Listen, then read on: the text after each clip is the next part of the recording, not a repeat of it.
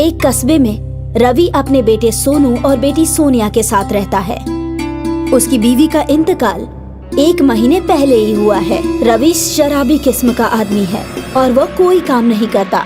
इसी की वजह से रवीश की बीवी का इंतकाल हुआ है, क्योंकि रवीश उसे रोज मारता था और शराब के लिए पैसे मांगता था।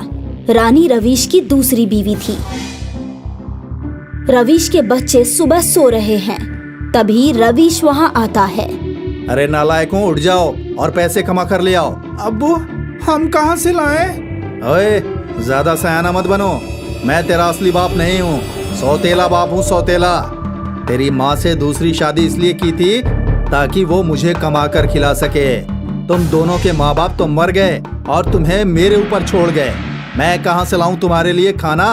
पापा, आप क्या कर रहे हो? हमें कुछ भी समझ में नहीं आ रहा। अब्बू, मुझे स्कूल जाना है। ओए, दोनों भाई बहन जाओ और जाकर पैसे कमा कर लाओ और शाम को पैसे लेकर ही घर लौटना, वरना इस घर से बाहर निकाल दूंगा। अब्बू, हम दोनों पैसे कमा लेंगे, लेकिन हमें घर से बाहर मत निकालिए। अरे ना ना ना सोनिया, तू तो मेरी दौलत की चाबी है।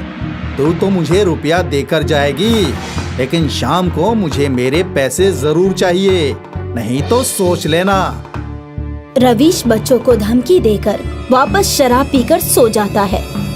सोनू और सोनिया दोनों काम की तलाश में घूमते रहते हैं, लेकिन उन दोनों को काम नहीं मिलता।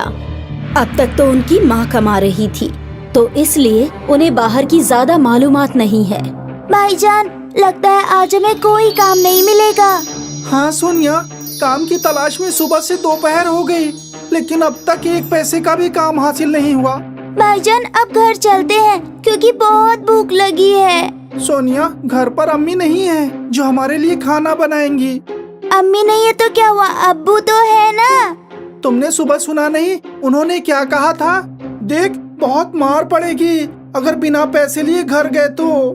अरे भाईजान, अब्बू की बात को इतनी संजीदगी से क्यों ले रहे हो? वो शराब के नशे में मजाक कर रहे थे। चलिए, जरूर अब्बू ने हमारे लिए खाना बनाया होगा और हमारा इंतजार कर रहे होंगे। तू तो जानती है ना कि अब तक अब्बू ने हमसे क्यों कुछ नहीं कहा था, क्योंकि अम्मी ने अब तक का राशन और शराब का इंतजाम पहले से ही कर दिया था। भाईजान, इतना मत सोचिए, चलिए घर चलते हैं, गर्मा गर्म खाना खाएंगे। गर्मा गर्म खाना नहीं, गर्मा गर्म थप्पड़ मिलेंगे। भाईजान, अब मुझे कुछ नहीं सुनना, चलिए जल्दी से घर चलिए। सोनू और सोनिया घर पहुंचते हैं। रवीश बच्चों को देखकर दौड़कर आता है और खुशी से उन्हें चूमने लगता है। वाह, तुम दोनों भी मेरे लिए बेकार नहीं हो। पैसा कमा कर लाए हो ना, अब मुझे कोई फिक्र नहीं है। मेरी जिंदगी ऐश से कटेगी। ला सोनू, अब तो मुझे अपनी पहली कमाई का दीदार करा दे, समझ गया? ला सोनिया, तू भी दे दे। सोनू और सोनिया सर झुकाकर खड़े हो जाते हैं। क्या हुआ, तुम लोग कुछ बोलते क्यों नहीं? अब्बू, हमें पैसे नहीं मिले। पैसे क्या पेड़ पर लगते हैं कि जाओ और जाकर झाड़ लो? उसके लिए काम करना पड़ता है, काम। लेकिन मुझे पहले से ही पता था कि तुम जिस सांप के सपोले हो, तुम इतनी आसानी से मेरी बात नहीं मानोगे। तुम्हारी अम्मी की तरह तुम्हें भी बेल्ट और डंडों से मारना पड़ेगा। रवीश डंडा लाकर दोनों को खूब मारता है। दोनों बच्चे रोते हुए रात को भूखे ही सो जाते हैं। उन्हें अपनी अम्मी की बहुत याद आती है। अगली सुबह दोनों भाई बहन एक चाय की दुकान पर काम करने लगते हैं और पैसे लाकर अपने सौतेले बाप को देते हैं। ऐसा करते हुए काफी वक्त गुजर जाता है और सर्दी आ जाती है। एक दिन सोनिया का बाहर से कुछ खाने का दिल चाहा, तो सोनू ने उसे बाहर के मोमोज लाके दे दिए और दोनों घर आ गए। लाओ, आज के पैसे दे दो। अब्बू, आज पैसे नहीं है। मुझे ना सुनने की आदत नहीं है।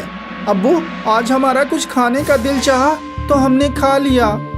रवीश को ये बात बर्दाश्त नहीं होती और वो सोनू और सोनिया की खूब पिटाई करता है और कड़ाके की ठंड में घर से बाहर निकाल देता है और खुद दरवाजा बंद करके शराब पीकर सो जाता है। कुछ दिन ऐसे ही गुजर जाते हैं और रवीश सोनिया को बेचने का इरादा कर लेता है।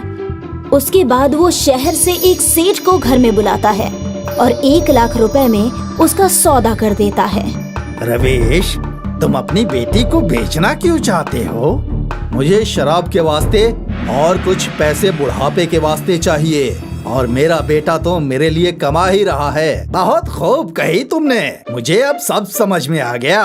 अच्छा ये बताओ रवीश कि तुम्हारा बेटा महीने के कितने रुपए कमाता है? ये दोनों मिलकर महीने के 1500 रुपए कमा लेते हैं। तो ठीक है, मैं तुम्हें 5 लाख रुपए देता हूँ, तुम इन दोनों को मुझे दे दो। अरे वाह, मेरा तो नसीब ही खुल गया। सेठ रवीश को 5 लाख रुपए देता है और सोनू और सोनिया को ले जाने लगता है। दोनों आंखों में आंसू लेकर चल देते हैं।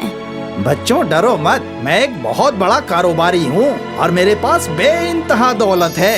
मेरी एक बहुत बड़ी कंपनी है, लेकिन मेरे पास बच्चे नहीं हैं। आज से तुम दोनों मेरे बच्चे हो। सोनू और सोनिया ये सुनकर बहुत खुश होते हैं। सेठ उन्हें अपने घर ले जाता है और अच्छे स्कूल में पढ़ाता है। फिर सोनू और सोनिया अरबों के मालिक बन जाते हैं। सेठ उन्हें बहुत प्यार करता है। एक शहर में चीकू अपने चाचा चाची के साथ रहता है। चीकू एक 6 साल का छोटा लड़का है, जिसके वालिदैन का इंतकाल बचपन में ही हो गया है। चीकू के वालिद कारोबारी थे और वो निहायत दौलतमंद थे। चीकू के पास भी बहुत सारी जायदाद है, इसीलिए ही उसके चाचा चाची उसके साथ रहते हैं। और उनकी खुद की एक छोटी बेटी चिंकी भी है। हर रोज की तरह चीकू आज भी स्कूल जा रहा है। चाची जान, आप मुझे स्कूल में साफ कपड़े पहनाकर भेजा करो ना। अच्छा अच्छा, अब तू मुझे सिखाएगा कि कपड़े कैसे पहनाते हैं। तू जानता भी है कि कपड़े साफ है या मैले। चाची जान, स्कूल में मैडम रोज बोलती है कि साफ कपड़े पहनकर आया कर। अगर आज मैं साफ कपड़े पहनकर नहीं गया तो टीचर स्कूल में दाखिल नहीं होने देंगी। कह देना कि मैं रास्ते में खेलते हुए आता हूँ। पहले मैं शहजादा बनकर स्कूल जाता था। हाँ हाँ, क्योंकि अंबानी की औलाद है ना तू। चाची जान, लंच दे दो। रात का खाना रखा है, उठा कर ले जा।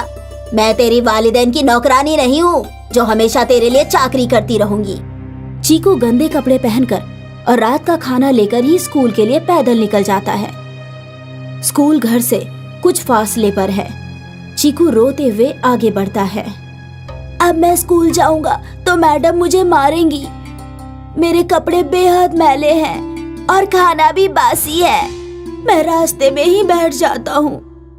मासूम चीकू की ये बात सड़क के किनारे घर बनाकर रहने वाली एक राजकुमारी के कानों में चली जाती है। राजकुमारी सिर्फ नाम की राजकुमारी है, वैसे वो बेहद गरीब है। अरे बच्चे, यहाँ आओ। तुम इतने मायूस क्यों हो? क्या नाम है तुम्हारा? मेरा नाम चीकू है। मैं स्कूल जा रहा हूँ, लेकिन मेरे पास ये रात का खाना है। मेरी मैडम ये देखकर बहुत मारेंगी। अच्छा, लाओ अपना लंच बॉक्स दे दो, मैं इसमें ताज़ा खाना डाल देती हूँ। राजकुमारी चीकू को खाना दे देती है। और बताओ, तुम्हारी अम्मी आज बीमार है क्या? मेरी कोई अम्मी नहीं है। अरे, तुम ऐसे मन छोटा क्यों करते हो? मैं हूं ना तुम्हारी अम्मी। नहीं, मैं किसी को भी अब अपनी अम्मी नहीं बना सकता हूँ, क्योंकि मेरी चाची भी शुरू में मेरी अम्मी बनी थी और अब मुझे तनिक भी प्यार नहीं करती। खाना भी गंदा देती है और चिंकी को बेइंतहा प्यार करती है। अच्छा ठीक है, अम्मी मत बनाओ, लेकिन सौतेली अम्मी बना लो और रोज स्कूल जाते वक्त रोजाना मुझसे खाना ले जाया करो।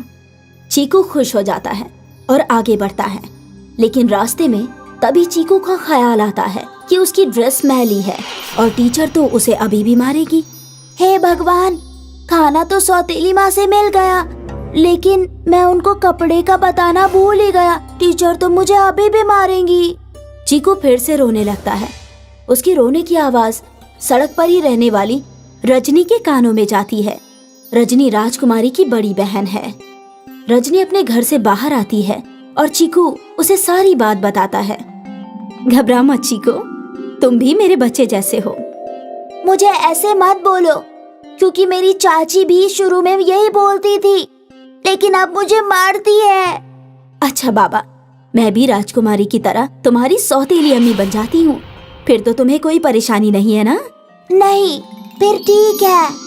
अच्छा रुको, मैं 10 मिनट में तुम्हारे कपड़े साफ कर देती हूँ और तुम्हारे लिए एक जोड़ी कपड़े और ले आऊंगी और तुम रोजाना आकर साफ कपड़े पहन लिया करना, फिर तुमको मैडम कभी नहीं मारेंगी। चीकू खुशी खुशी खेलता हुआ आगे चलता है, लेकिन तभी उसे ख्याल आता है कि उसके जूते भी पॉलिश नहीं हुए हैं। मेरे जूते भी पॉलिश नहीं हुए। मैंने तो इस बारे में अम्मी को बताया ही नहीं। अब क्या करूं मैं? कैसे स्कूल जाऊं? मैं स्कूल के लिए लेट भी हो रहा हूं। किस्मत से इस बार भी चीकू का दर्द राजकुमारी की छोटी बहन रेनू के कान में चला जाता है। ये तीनों बहन पैसे से ही गरीब हैं, लेकिन दिल की बहुत अमीर हैं। चीकू की बात सुनकर रेनू ने भी अपने दिल के दरवाजे के साथ साथ घर के दरवाजे उस मासूम अनाथ के लिए खोल दिए, जिसे अब 2 अम्मी पहले ही मिल चुकी थी। चीकू रेनू को अब तक की सारी घटना बताता है। मेरे शौहर जूते पॉलिश का ही काम करते हैं और तुम रोजाना आकर अपने जूते पॉलिश करवाया करो। ऊपर वाले ने इंसान को इंसान की मदद के लिए ही बनाया है। मैं आपके पास नहीं आऊंगा। क्या हुआ? क्यों? ये बात मेरी चाची ने भी बोली थी और अब मुझे रोजाना ताने देती है। अच्छा बाबा, मैं अब तेरी तीसरी सौतेली अम्मी हूँ। अब खुश? चीकू बहुत खुश हो जाता है और स्कूल चला जाता है। अब चीकू खुश रहने लगा और रोजाना स्कूल जाने लगा। चीकू की ये खुशी चाची से कतई बर्दाश्त नहीं हो रही थी और उसने एक रोज चीकू को बुलाया। क्यों रे चीकू, आजकल तेरे गाल बहुत फूले फूले रहते हैं। मैंने तो तुझे कपड़े धोते हुए कभी नहीं देखा।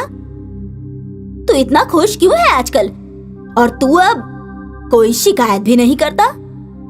चीकू मासूम होता है। वो अपनी चाची जान को सब बता देता है। मेरी 3 सौतेली माँ है और वो मुझे बेइंतहा प्यार करती है।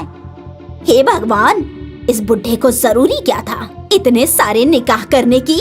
अब ना जाने किस किस को जायदाद में हिस्सा देना पड़ेगा। इससे अच्छा तो चीकू का ही घर से बाहर निकलना बंद करा देती हूँ। चाची चीकू को मारती है और उसका बाहर निकलना बंद कर देती है।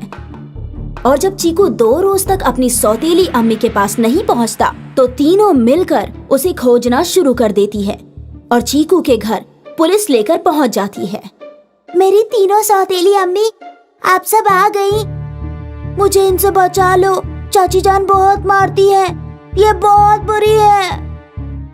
बेटा, तुम्हारी तीनों अम्मियों ने हमें सब कुछ बता दिया है। सारी जायदाद पर सिर्फ तुम्हारा हक है। अगर तुम अपनी देखभाल के लिए इन सौतेली अम्मियों को अपने साथ रखना चाहते हो तो रख सकते हो। बाकी नकली लालची चाचा और चाची को गिरफ्तार करके मैं हवालात ले जा रहा हूँ। पुलिस चीकू के चाचा चाची को लेकर जाती है और चीकू के पास उसकी तीनों सौतेली अम्मी छोड़कर जाती है।